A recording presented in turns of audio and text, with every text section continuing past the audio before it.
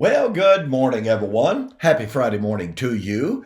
Welcome back to Morning Musings here on NowTV. My name is Don K. Preston. I am the president of Preterist Research Institute of Ardmore, Oklahoma. I really appreciate you being with me. Have you noticed how close we are to 10,000 subscribers? Listen, folks, we just need a few. So do me a big favor, will you? Go push that button, subscribe, like, and share. Most of all, hit the subscribe. Now, it's not going to cost you a dime, okay? And you're going to have access every single week to fantastic Bible teaching.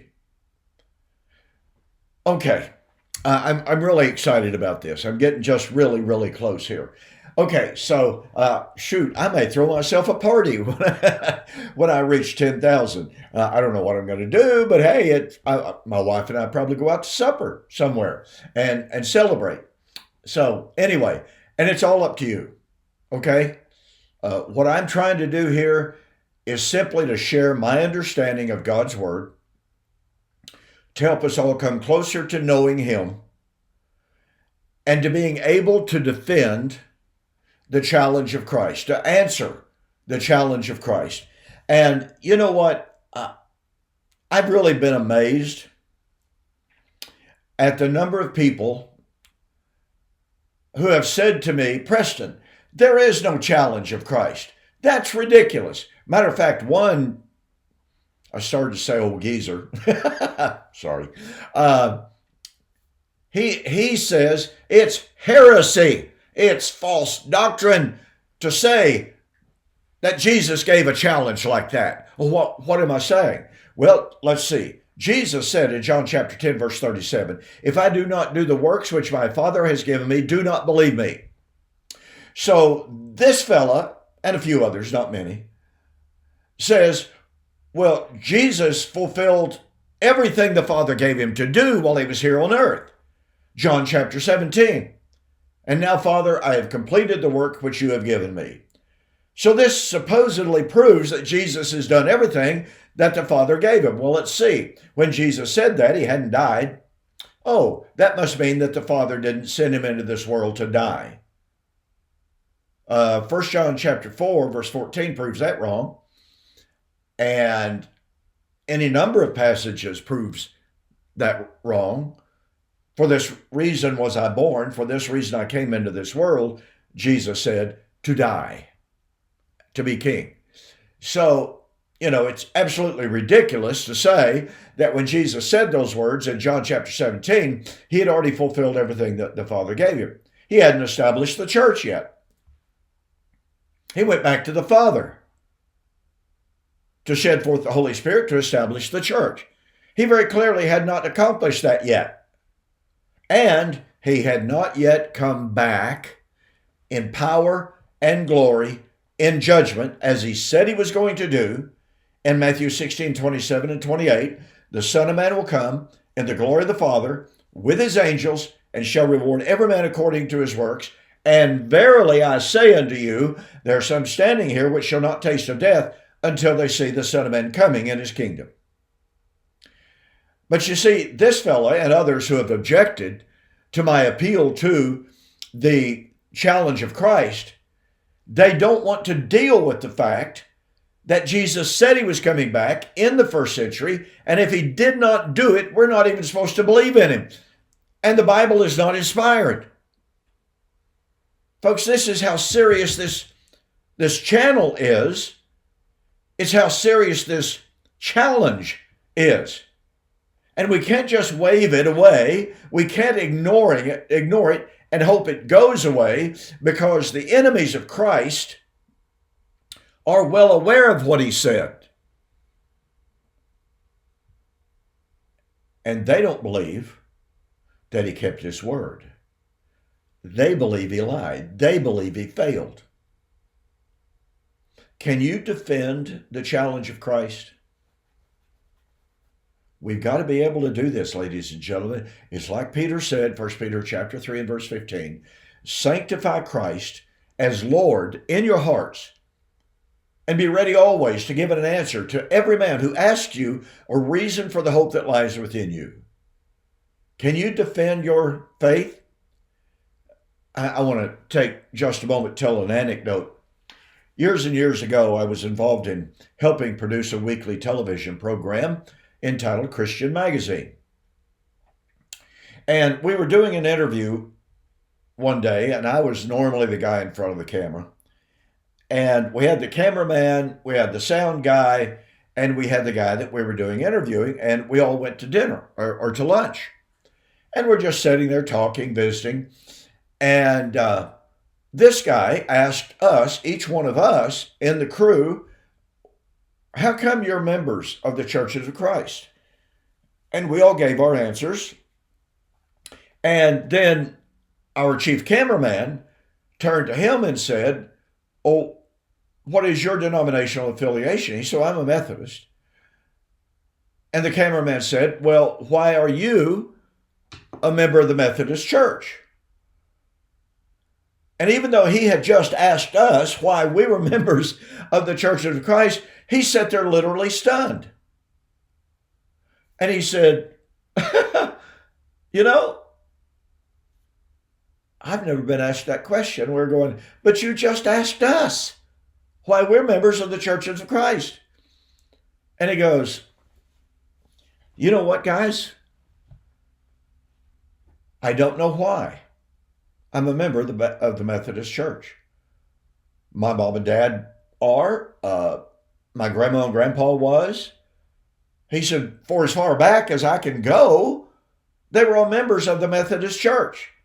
So he said, I guess I'm a member of the Methodist Church because of my family lineage. Do you suppose that was good enough for Paul and Peter and James?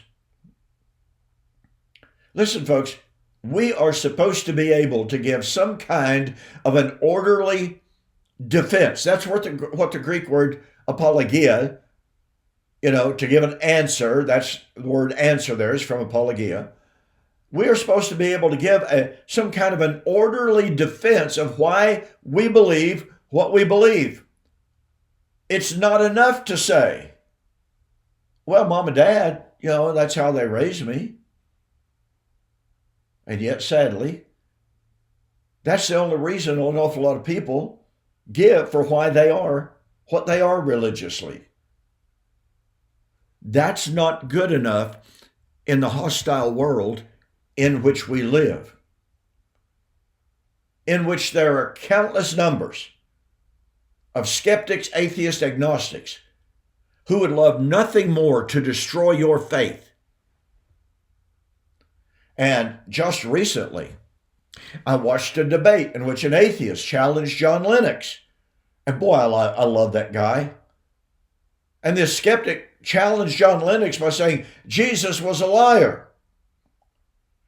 And John Lennox, for however much I love the guy, when it comes to Christian apologetics, when it comes to debating atheists, he's normally I'm talking top shelf. But I sat and listened to him and I thought, oh my goodness. It was one of the worst responses that I believe I've heard in years. I won't take the time to go into it, but I was stunned at how facile it was, how superficial it was, and how wrong it was. So, again, the purpose of this channel is to equip you to be able to answer the challenge of Christ. Now, I want to get back into my presentation today. Last week, I shared with you, and this is so important, okay? I've been talking about the Abrahamic inheritance, going to get back there this morning. And I want to drive this point home. But last week, I shared with you how the dispensational world, the dispensational preachers, tell us that Jesus came into this world to establish the kingdom. Now, here's a question for you to contemplate, okay? Do you believe that the Messianic kingdom is the inheritance of Abraham. Do you believe that it's what Abraham was promised when he was promised a heavenly city and a heavenly country, and that he would be the heir of the world?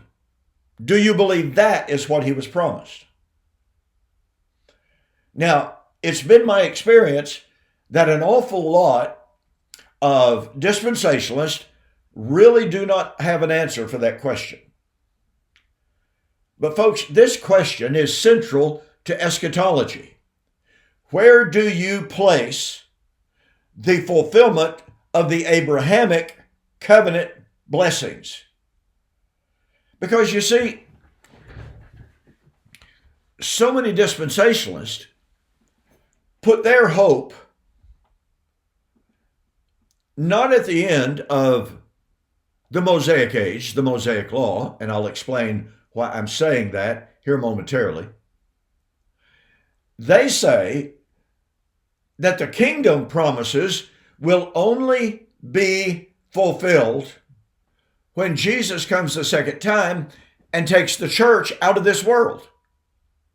As I pointed out to you last week, the dispensationalists view the church age as an interim emergency measure. It was not predicted, it was not foretold, it was not promised anywhere in the Old Testament. So here is the dispensational paradigm. They believe that the law of Moses had to come to an end, to be replaced, to bring in the Davidic kingdom. And they believe that the church, the Christian age, must come to an end, be replaced, in order for the Messianic kingdom to come. But when it comes to the Abrahamic promise, unless you're reading the tome of Dwight Pentecost, who does discuss the Abrahamic covenant promise to some extent, far too many dispensationalists essentially ignore the Abrahamic promise. They're focused on the Davidic promise. It's almost like the Abrahamic promise doesn't exist. But it does. The Abrahamic promise lies behind the Davidic promise. Why so? How so? Well, because it was the seed of Abraham, the singular seed of Abraham, that would establish the kingdom.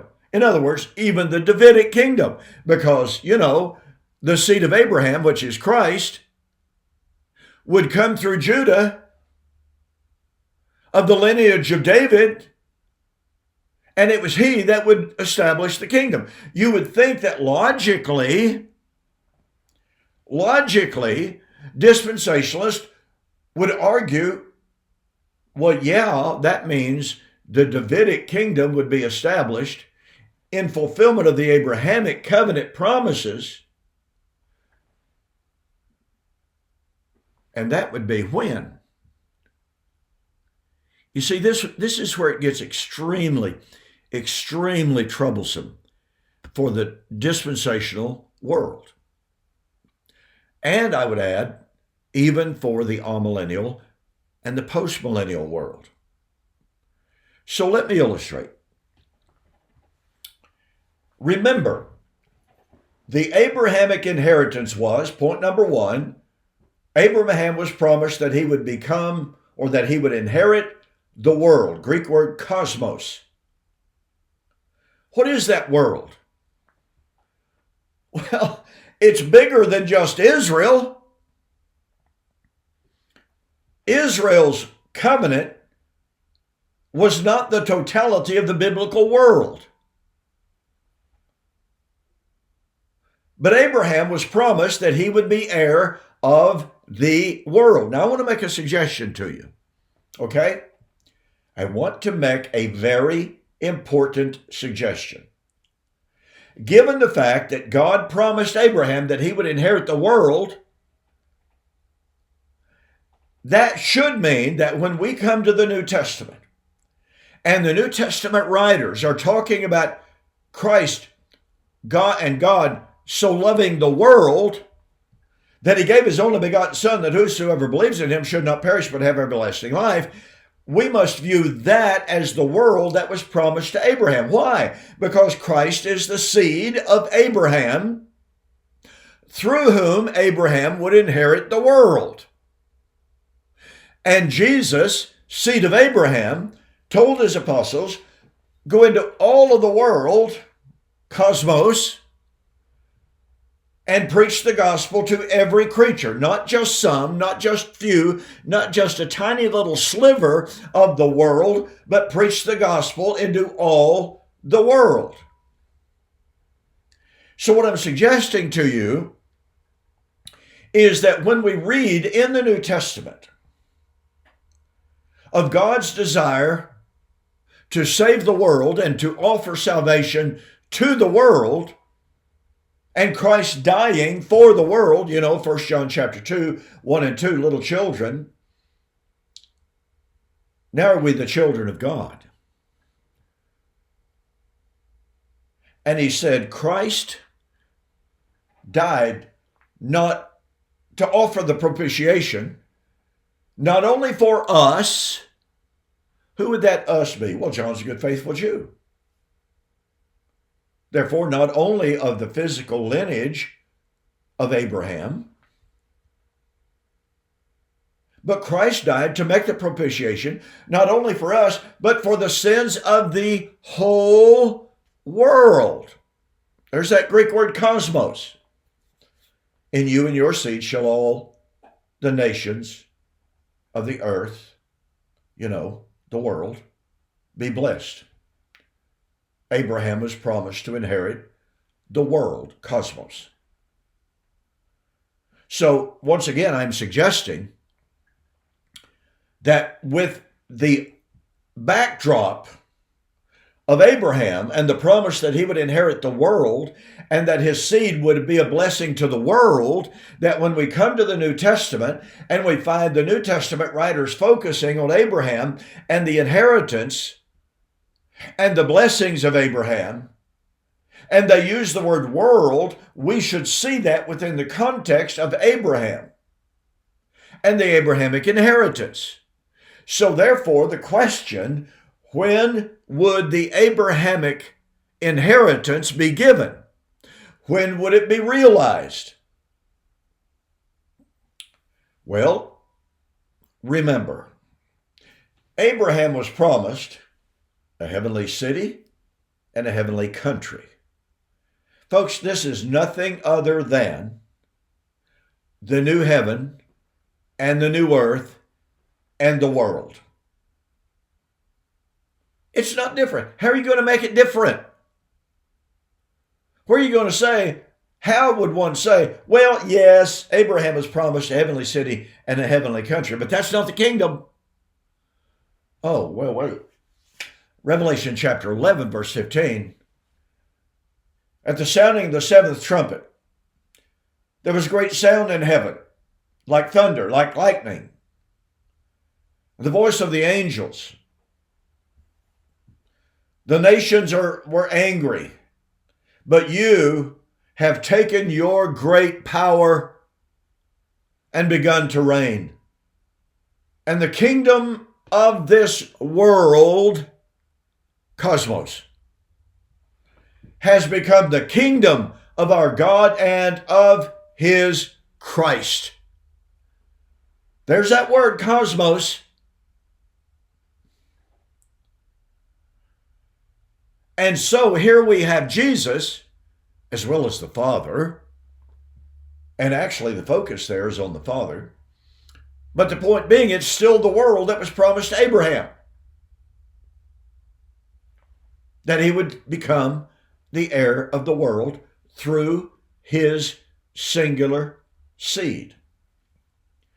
Now, what is that inheritance? The kingdoms of this world have become the kingdom of our God and of his Christ. Folks, that's at the time of the judgment. That's at the time of the resurrection. Well, what happens at the time of the judgment and resurrection? According to Revelation chapter 21, the new heaven and the new earth comes down from God. Do you catch the power of that? Folks, this is establishing that the new heaven and the new earth is the Abrahamic inheritance. So that raises the question,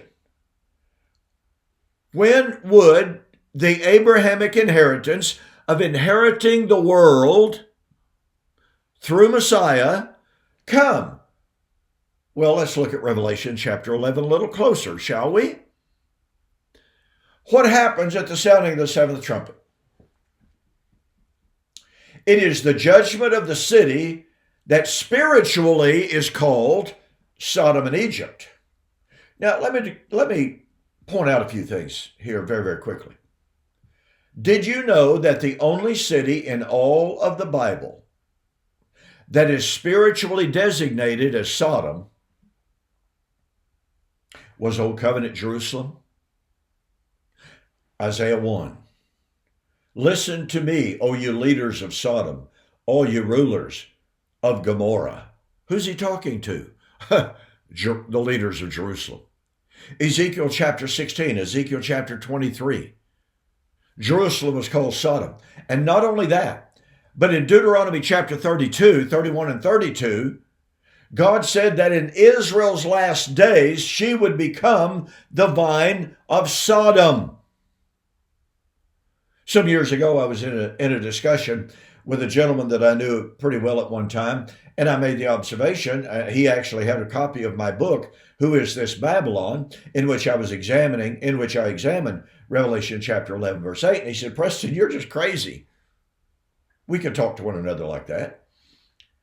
And he said, Jerusalem is never referred to as Sodom. Now, there were 3 or 4 guys standing around. And I told him, his name is Stanley. I won't call his last name. I said, Stanley, I'm sorry, you're the one that's wrong here. Jerusalem is absolutely called Sodom in the Bible. He took out a wad of money. I kid you not, it was that big. It was huge. And he says, Don, do you see that? And I said, well, yeah. He said, you show me one verse in anywhere in the Bible in which Jerusalem is ever spiritually designated as Sodom, and I'll just hand you this bill free and clear. It'll all be yours. I said, are you serious? He said, I'm serious as a heart attack. And boy, the guys standing around are going, ooh, this ought to be good.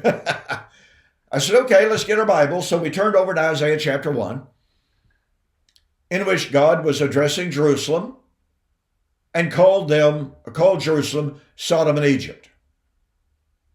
I turned to Ezekiel 16, Ezekiel chapter 23, and I read there where Jerusalem was called Sodom. One of the guys standing by said to Stanley, he said, dude, you need to pay up. And he just simply walked away. He said, that's ridiculous. I said, wait. I said, don't leave. I said, what's ridiculous about it? You challenged me. I answered the challenge. Those are the verses. Pay up. He said, well, I ain't about to give you no money. I said, oh, okay, so your word's not very good. And these guys were standing by, and they just kept telling him, so, dude, you need to pay up. And he just literally walked away. The only city in all of the Bible that is spiritually designated as Sodom was Old Covenant Jerusalem. Oh, and by the way, Paul calls Old Covenant Jerusalem Egypt as well in Galatians chapter 4. But that's not where the text ends. The text goes ahead to say, it is also where, not in, it is also where the Lord was crucified. Now, let me ask you a question. I have people all the time saying, look, Preston, Jesus was not crucified inside Jerusalem. And my response to that is, I never said Jesus was crucified inside Jerusalem. As a matter of fact, Hebrews chapter 13 emphatically says he was crucified outside the gate. Now, does that negate the application to Jerusalem in Revelation chapter 11, verse 8? No, it does not. You know why? Because in order for Jesus to offer himself as the red heifer sacrifice, in order for him to offer himself as the appropriate sacrifice at all, guess what? He had to be sacrificed outside the gate. That's where the red heifer sacrifice was always offered. Jesus was fulfilling prophecy by being sacrificed outside the gate. So what's my point here? And I'm going to have to pick this up next week, obviously. My point is this. Revelation chapter 11 posits the seed of Abraham, Christ, receiving the inheritance, i.e. the world, when and where? Is it at the end of the Christian age? Is it at the end of the new covenant? No. It is at the end of the old covenant city, old covenant Jerusalem. Folks, this is stunningly and amazingly important. Let me reiterate what I shared with you last week. All three eschatologies, all three futurist eschatologies, posit the kingdom, everlasting life, and even the Abrahamic blessing, some of them when they pay attention to it. Where and when? At the end of the Christian age. But Revelation 11 posits the reception of the world by the seed of Abraham at the destruction of Jerusalem in AD 70. I'm out of time. See you next week.